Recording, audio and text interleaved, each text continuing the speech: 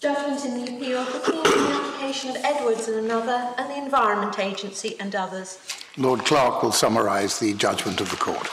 This appeal concerns the meaning of the expression prohibitively expensive in the Aarhus Convention, which provides that proceedings raising environmental questions should not be prohibitively expensive.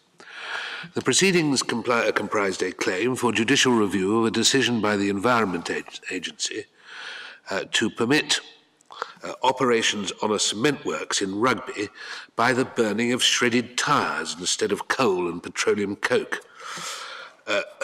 The proposal led to a campaign on environmental grounds led by a Mrs. Palikaropoulos, who committed substantial funds of her own to the campaign.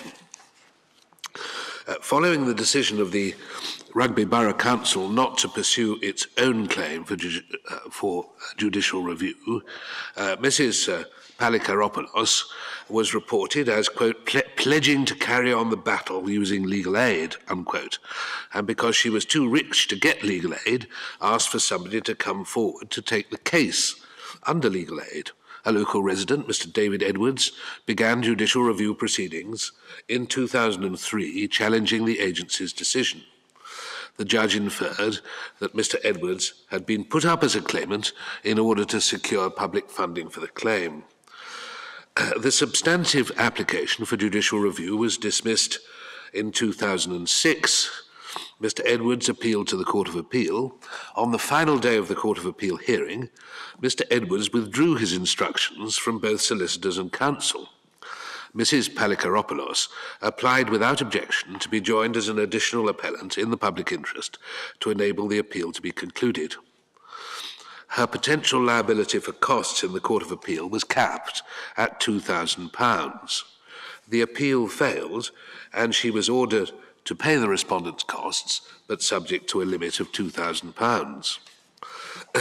Mrs. Palikaropoulos was given leave to appeal to the House of Lords. She provided security for costs of the appeal in the sum of £25,000, and the appeal proceeded, but it failed. The present dispute arises out of the order for costs of the appeal in the House of Lords made in favour of the respondents. The Environment Agency and the Secretary of State, who were the respondents, submitted bills totalling over £88,000.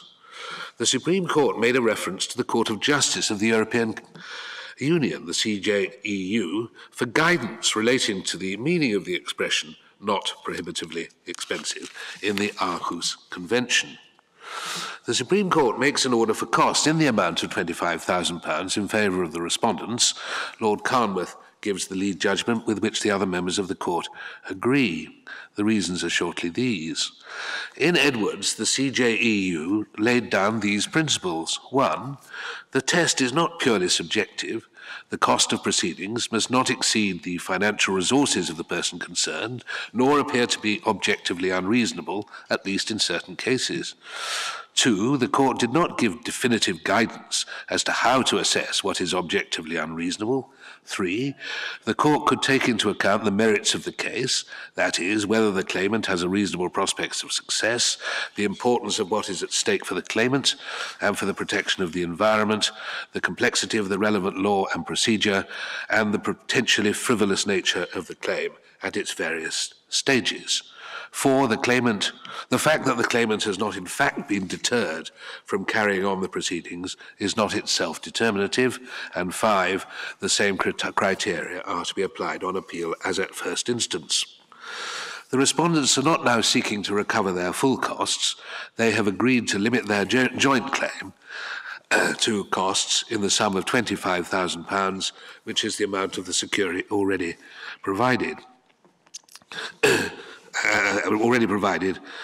By the appellant as the condition of bringing the appeal. It's impossible on the material available to hold that the order was subjectively unreasonable. The more difficult question is whether there should be some objectively determined lower limit, and if so, how it should be assessed. Although this was one of the main issues raised by the reference, the CJEU has not offered a simple or straightforward answer. Of the 5 factors mentioned by the court, the 2nd and 5th can be discounted.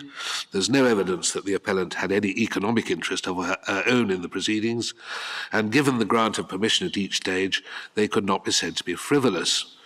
The relative complexity of the case is evidenced by the fact that it took 3 days before the House of Lords.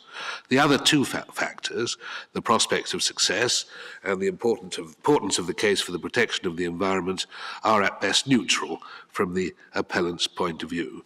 Taking the factors mentioned by the court into account, it is impossible to say that the figure of £25,000 viewed objectively is unreasonably high, either on its own or in conjunction with the £2,000 awarded in the Court of Appeal.